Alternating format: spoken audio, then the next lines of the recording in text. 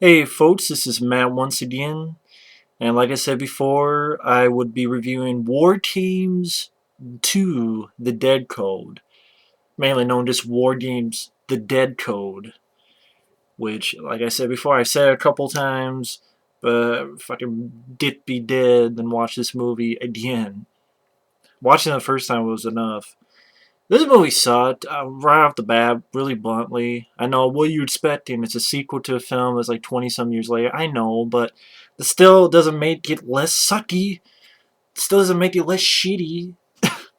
It still sucks. And I just see why they made this in the fact that, okay, we're going to do a special edition of the first War Games, because one thing I didn't mention about that DVD War Games, which I think is a really good DVD of a very good film, but it also has a little trailer or so to the sequel coming out. Kind of like when they did the deluxe edition of Roadhouse, and then you had Roadhouse 2. Then, of course, there's another movie that came out in 2008. Around 2008, give or take. Maybe 2008. So, Eagle Eye. And to me, this is like if you took War Games and you mix in Eagle Eye, that's what this movie is. And I know that it came around the same time, this film and Eagle Eye. But I swear, it's like somehow, some way they saw Eagle Eye or saw a script of Eagle Eye, and it's like, let's copy some of the shit from that as well. And to be honest, you want to see this done better, watch Eagle Eye. Granted, that has the budget, but sometimes that's what you need, especially in this story that they're trying to tell. Right off the bat, like I mentioned before, when I talk about War Games, the director of this knew I was in trouble because it's Stuart Gillard, who directed Rocky Man, which I'm not a fan of, and Ninja Turtles 3, which granted, that's a guilty pleasure, capital guilty pleasure of Ninja Turtles 3. It has shitty costumes, the director sucked at writing and directing that film, the villains were pretty lame, but I grew up with the film, I still like the voice of Mikey and Leo, there's still stuff I liked that I remember when I was a kid, and there's still, I still had some fun with it, live action fun with it. Also, I guarantee you, no matter what, it's going to be better than the Michael Bay produced flick. How do you know? I'm back from the future and I saw the piece of shit. I'm psychic. I can figure it out. Oh, you're not going to give it a chance? No, I'll give it a chance when it sucks my dick. Till then, fuck Michael Bay producing that piece of shit movie that I guarantee is going to suck dildos. But anyway, get into this film. I know I watched Ninja Turtles 3 10 times over that piece of shit. Oh, you haven't seen it? I'm psychic. That's why. Just like I knew this was going to suck, and lo and behold, it sucked. And the reason I mentioned Eagle Eye, which it's on purpose, Eagle Eye is sort of a spiritual sequel to, I shouldn't say sequel, but a spiritual resemblance to War Games. I mean, even the DVD of Eagle Eye has the director talking with John Badham, like they knew each other and they knew the references to War Games or resemblance. So at least they cop to it and stuff. And Eagle Eye was just much more fun, entertaining movie with better acting, of course, bigger budget, more entertaining. Even if it's not the 1% realistic way, I still had fun with that movie. Again, the reason I brought that up is this film begins with a computer with a female voice, just like Eagle Eye had a computer with a female voice. That, I think, was Julianne Moore in that film. Here, I read somewhere it was a girl who was in Farscape, but without her accent. I don't know if I could confirm or deny that. I remember reading that somewhere. Oh, and the computer's name is Ripley. And it fucks up these terrorists. Kind of like the beginning of Eagle Eye, where it, fucks up these terrorists.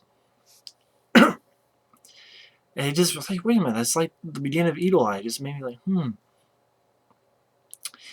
And you have your lead, who I thought this was a bland lead. Definitely no Matthew Broderick.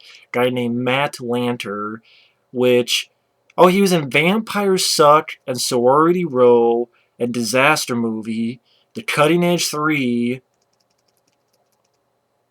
The Roommate, wow. Just all sorts of suck. Probably his most famous role is probably the voice of Anakin Skywalker and Star Wars The Clone Wars. But I haven't watched a lot of that animated show, so I can't condemn or yay. But I can say The Roommate did suck. Vampire sucked. Title fits. Disaster movie, the piece of shit. Sorority Row, that sucked. So, and this film sucked. So, sucky actor and sucky movie. In my opinion, the stuff I've seen of him, he sucks. In my personal opinion, not yours, mine.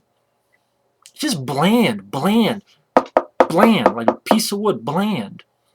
And his friend is actually playing this online game.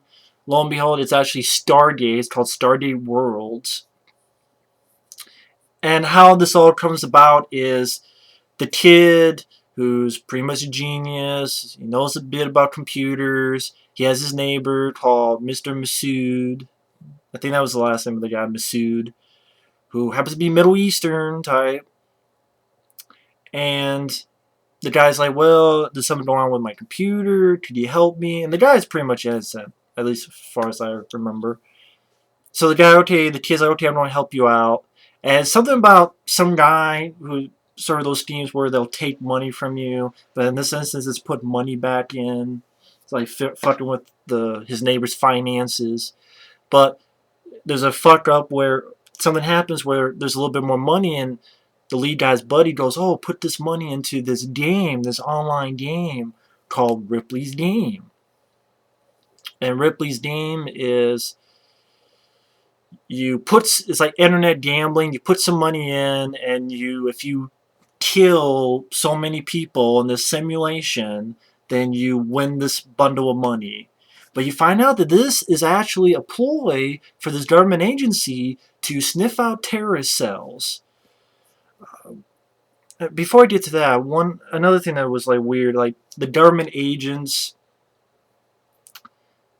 this dialogue is either bland, forgettable, or it's stupid stuff like some guy says, oh, it's a fig jam. I'm like, what the fuck is a fig jam? Fig as in fuck, I'm good. That's what fig is. It's a fig jam. What? I've never heard that term, fig jam. Fuck, I'm good jam. What the fuck does that mean?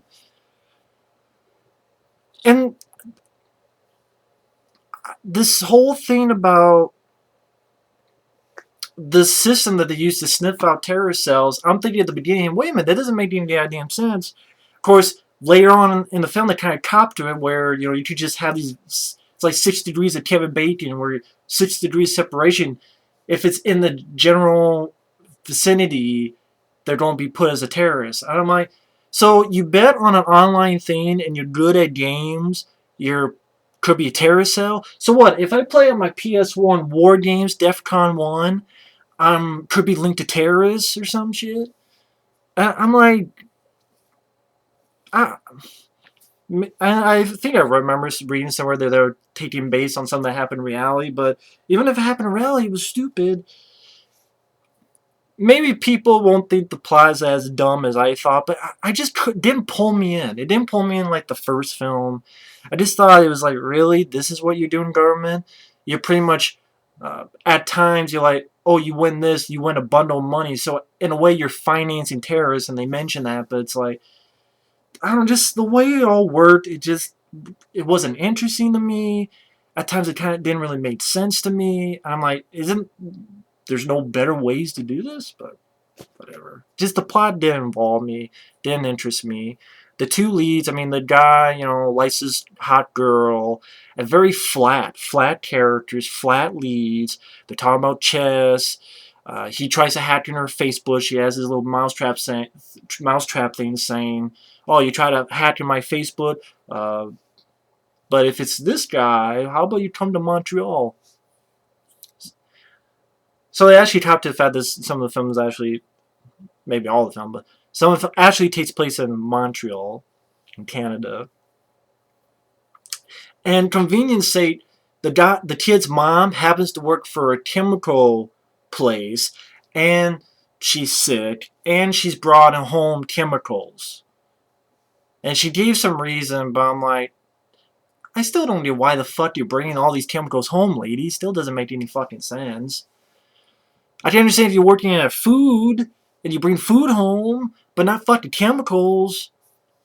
I mean, she did a reason, but I'm like, that's bullshit. Reason, bullshit. But anyway, the kid, like, they give low references to the first film. Like, they looked at the games as like global thermonuclear war. Nah, let's play the dead code. And it's very loosely linked to the first film, and you did that in the third act, especially. But at the same time, it kind of plays almost like a remake. His OTA kid plays a game. Government thinks he's a terrorist. You know, they got escape. And the ending plays very similar to the ending of the first film. And I'm watching this, I'm going, the fuck was the point of making this movie? You loosely have this as a sequel, and then most of the time you're just repeating shit that happened in the first film. I'm like, fuck this. I'd rather just watch the first film.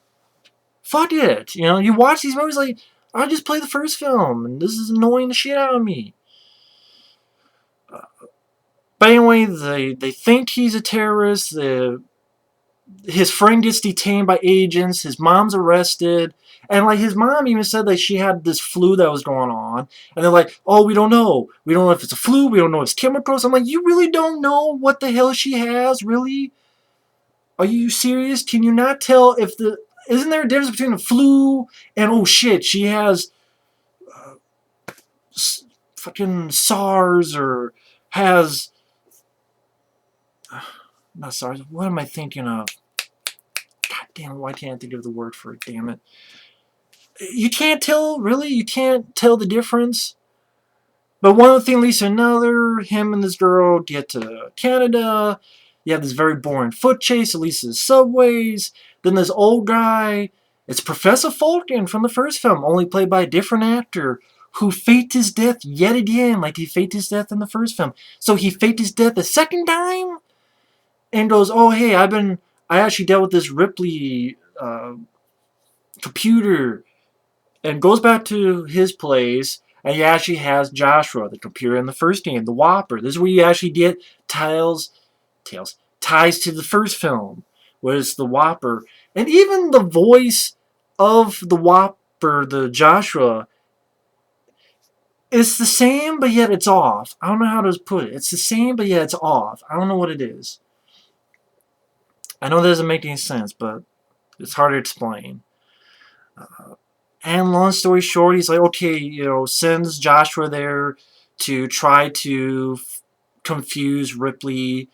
Because Ripley, each time, it's like the first film when I went to DEFCON 3, DEFCON 2. Here instead it's Bioterrorist 4, Bioterrorist 5.